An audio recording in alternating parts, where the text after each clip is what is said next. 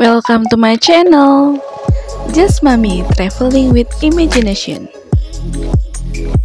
Novel romantis Dinikahi Profesor Galak, karya Just Mami.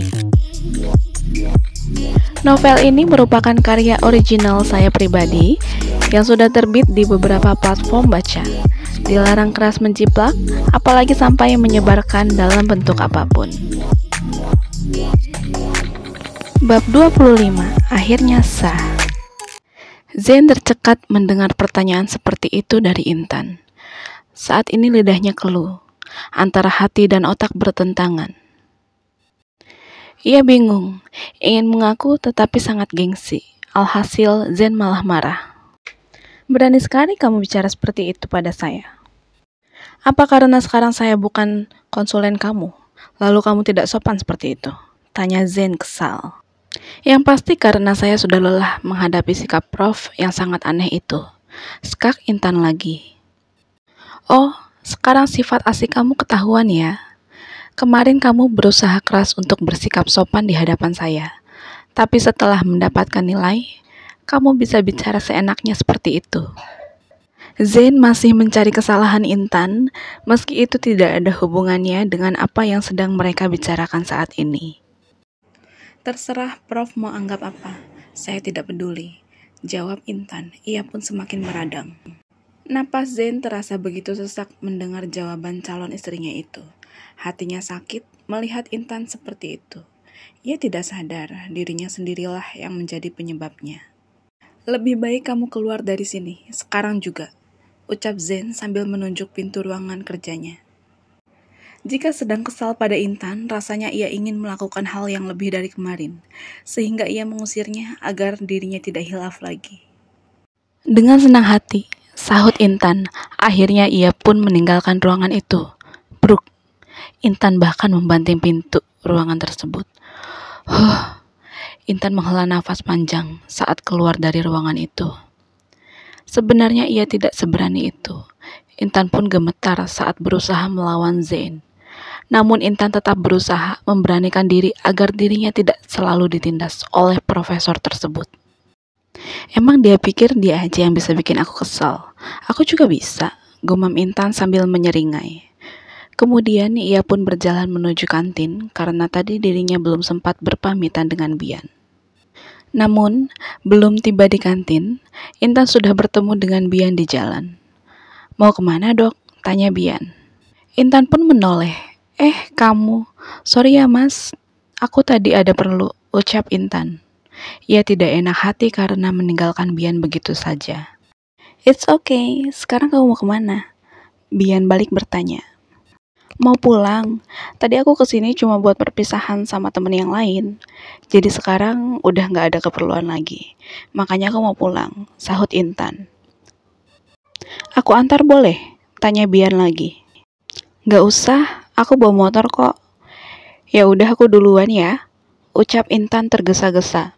Meski kesal pada Zain, tetapi Intan mengingat ucapannya, bahwa ia harus menjaga sikap dan tidak dekat dengan pria lain.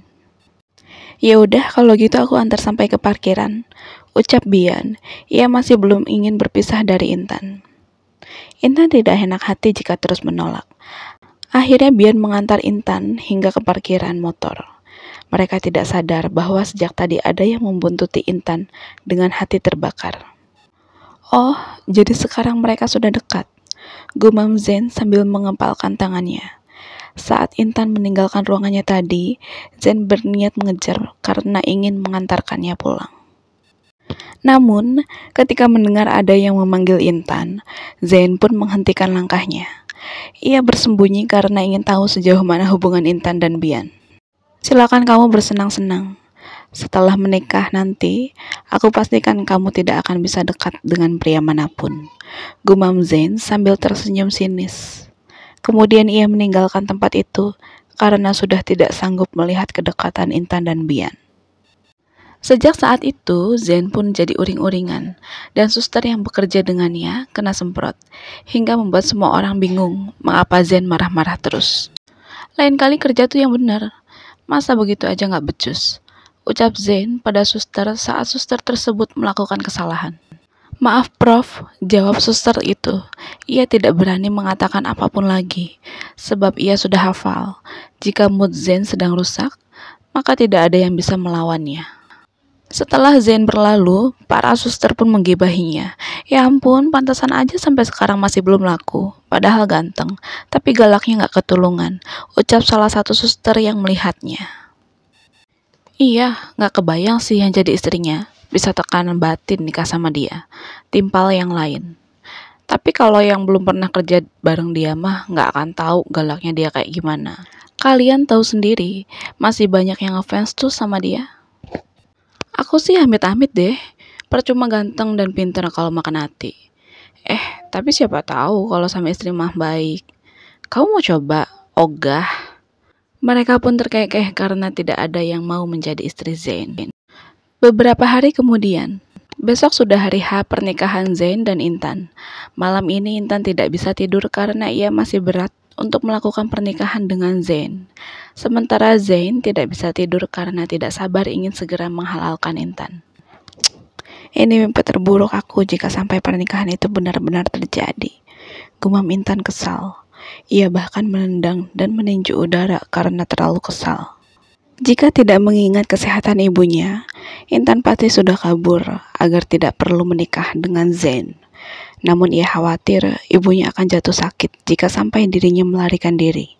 Sementara itu, Zain sedang sibuk memikirkan bagaimana cara meminta jatah agar Intan tidak menganggap bahwa dirinya sudah mencintai Intan. Belum apa-apa saja, dia sudah berani kurang ajar padaku. Jadi aku tidak boleh terlalu baik padanya. Tapi dia harus memberikan hakku sebagai suami. Gumam Zain. Ia sudah menyiapkan strategi agar malam pertamanya sukses, sebab Zain sudah tidak mau menundanya lagi. Apalagi mengingat kedekatan Bian dan Intan. Zain merasa harus segera menggagahi Intan agar bisa menjadi miliknya seutuhnya. Keesokan harinya, mereka semua sudah bersiap untuk melaksanakan pernikahan Intan dan Zain. Pagi ini Zain begitu bersemangat, karena tinggal menghitung jam mereka akan sah menjadi suami istri. Wah, anak mama tampan sekali. Gimana? Apa kamu sudah siap? Tanya Rani saat melihat Zain keluar dari kamar dengan mengenakan base cap berwarna putih khas pengantin. Insya Allah sudah mah, sahut Zain. Sudah hafal ijab kabulnya? Tanya Rani lagi. Sudah mah, sahut Zain. Saat ini ia sedang tegang, sehingga tidak bisa banyak bicara. Sejak tadi jantungnya berdebar tak karuan, membayangkan bagaimana ia bisa menyentuh Intan dengan leluasa, karena sudah halal.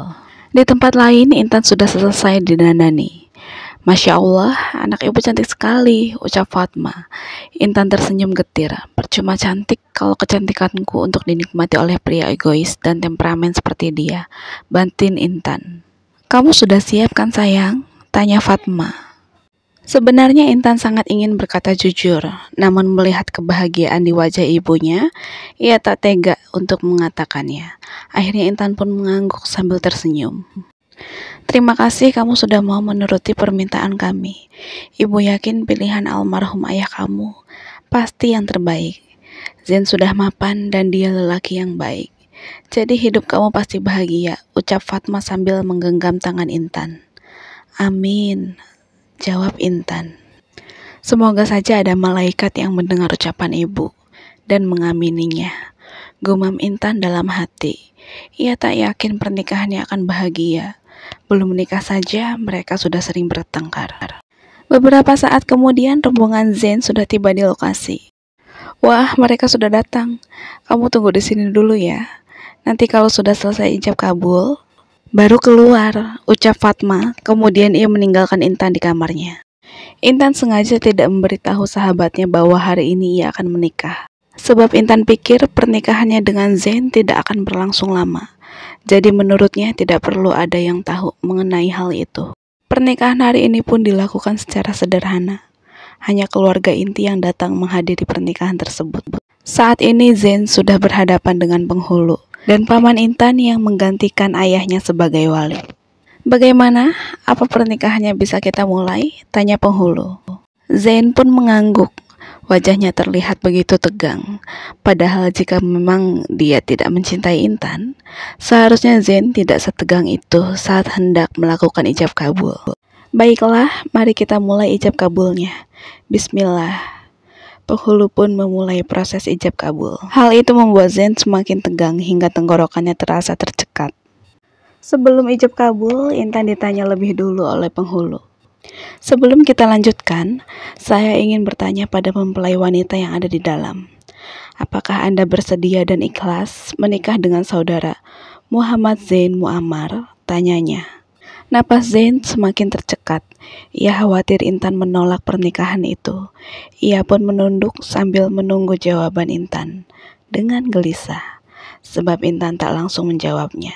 Bismillah, insya Allah ikhlas, saya bersedia, sahut Intan dengan berat hati. Zain sangat lega mendengarnya. Hatinya bergetar kala mendengar suara merdu Intan. Kemudian pernikahan pun dilanjutkan. Ananda Muhammad Zain Muammar, saya nikahkan dan kawinkan engkau dengan keponakan saya, Intan Nuriza Azhari, dengan mas kawin seperangkat alat sholat, serta 1 unit rumah dan emas seberat 100 gram, dibayar tunai, ucap paman Intan sambil menghentakkan tangannya. Jantung Intan bertalun-talun kala namanya dan nama Zain disebut. Hal itu membuatnya semakin yakin bahwa pernikahan mereka sedang berlangsung. Terlebih kala ia mendengar suara Zain. Saya terima nikahnya Intan Nuriza Azhari binti Muhammad Firdaus Azhari dengan mas kawin tersebut dibayar tunai, ucap Zain dalam 1 kali tarikan nafas. Tubuhnya meremang saat ia mengucapkan kalimat tersebut. Hatinya pun bertalun-talun seolah ada kebahagiaan yang luar biasa. Bagaimana saksi? Sah? Tanya penghulu. Sah, sahut para saksi dan tamu yang hadir di rumah tersebut. Zain langsung bernapas lega sambil mengusap wajahnya. Alhamdulillah, ucapnya pelan. Sementara Intan menitikkan air mata. Ia pun memejamkan mata agar hatinya lebih tenang. Rasanya ia sangat ingin menangis sambil berteriak. Ia tak rela karena diikat oleh pria yang paling ia benci. Penghulu langsung membacakan doa, kemudian Intan dipanggil untuk keluar, menemui pria yang telah sah menjadi suaminya itu. Zain menelan saliva saat melihat Intan muncul. Ia terlihat begitu cantik dan anggun membuat Zain semakin tidak sabar ingin menyentuhnya. Sebelum menyentuh Nona Intan, saya ingin bertanya, Saudara Zain, apakah Anda sudah menikah? Tanya penghulu. Belum, jawab Zain cepat. Wah, lalu apa yang barusan kita lakukan? Ledek penghulu. Zain pun tersenyum malu karena ia terlalu tegang, sampai tidak fokus padahal saat ini dirinya sudah menikah dengan Intan. Jadi apa Anda sudah punya istri? Tanya penghulu lagi. Sudah, sahut Zain kikuk. Mana istrinya? Zain melirik ke arah Intan. Jantungnya semakin berdebar kala penghulu mengatakan bahwa Intan adalah istrinya. Coba salaman dulu. Kan sudah sah, ucap penghulu. Ia tidak tahu bahwa sebelumnya Zain sudah pernah menyentuh bahkan mencium Intan. Namun dalam kondisi seperti ini, meski pernah bersentuhan, mereka tetap kikuk. Zain menatap Intan dengan wajah datar. Ia berusaha menyembunyikan kebahagiaannya, kemudian mengulurkan tangannya. Sementara Intan menatapnya dengan tatapan malas. Kemudian ia diarahkan untuk meraih tangan Zain dan mengecup punggung tangan suaminya itu. Tunggu dulu, ucap penghulu saat Intan hendak mengangkat kepalanya. Kemudian ia mengarahkan Zain untuk menaruh telapak tangannya di kepala Intan dan mengusap kepala istrinya tersebut. Hati Zain kembali bergetar kala tangannya mengusap kepala Intan. Rasanya ia sangat ingin memeluk wanita itu, namun Zain berusaha mengendalikan diri. Setelah itu ia pun membacakan sebuah doa untuk Intan sambil menaruh tangannya lagi di kepala Intan yang sedang berdiri di hadapannya. Bismillah. Saat Zain sedang membaca doa, entah mengapa hati Intan terenyuh. Ia merasa Zain sungguh-sungguh menjadi suaminya. Ia bahkan hampir lupa bahwa profesor itu sangat menyebalkan. Setelah membaca doa, Zain pun diarahkan untuk mengecup kening Intan. Tentu saja hal itu membuat Intan gusar. Dikecup oleh Zain di depan umum sangat memalukan baginya. Namun Intan tidak dapat menolak, sebab saat ini Zain sudah menjadi suaminya. Akhirnya ia hanya terdiam pasrah saat bibir lembut Zain mendarat di keningnya. Namun hatinya berdebar kala bibir itu mendarat di keningnya. Bahkan kening Intan terasa kebas, seolah Zain meninggalkan jejak di sana. Kala itu pikiran mereka langsung berkelana, mengingat kejadian di mobil tempo hari. Jika tidak mengingat ada banyak orang di sana, mungkin Zen langsung mencium bibir Intan saat itu juga. Mereka semua pun bertepuk tangan, bersyukur karena saat ini pernikahan mereka sudah selesai dilakukan secara lancar. Setelah itu mereka melakukan sesi foto. Fotografer yang memotret mereka pun mengarahkan beberapa gaya. Mas Zain berdiri di belakang Mbak Intan, terus istrinya dipeluk ya, ucap fotografer. Intan pun kikuk melakukannya, sementara Zain langsung berdiri di belakangnya dan memeluk istrinya itu. Nah, iya begitu, terus saling bertatapan dan wajahnya lebih dekat lagi, pinta fotografer. Intan menelan saliva saat wajah mereka begitu dekat, apalagi saat ini Zain menatapnya dengan tatapan yang tidak dapat diartikan. Lebih dekat lagi bibirnya, kayak mau kissing. Nempel juga boleh, pinta fotografer saat sudah mengambil beberapa gambar dari pose tersebut. Zain menghela napas karena sesak akibat debaran jantung yang begitu cepat. Setelah itu ia pun langsung mendaratkan bibirnya di bibir Intan. Bersambung. Hai, terima kasih sudah mengikuti alur cerita Intan dan Zain. Nantikan kisah selanjutnya hanya di novel Dinikahi Profesor Galak. Jangan lupa subscribe dan komen ya, biar makin semangat bikin kontennya. Sebab komen kalian itu sangat berarti bagi konten aku, supaya konten ini nggak dianggap sebagai konten robot. Aku akan up lagi kalau komennya sudah banyak ya. Terima kasih. See you, salam manis dari Just Mami.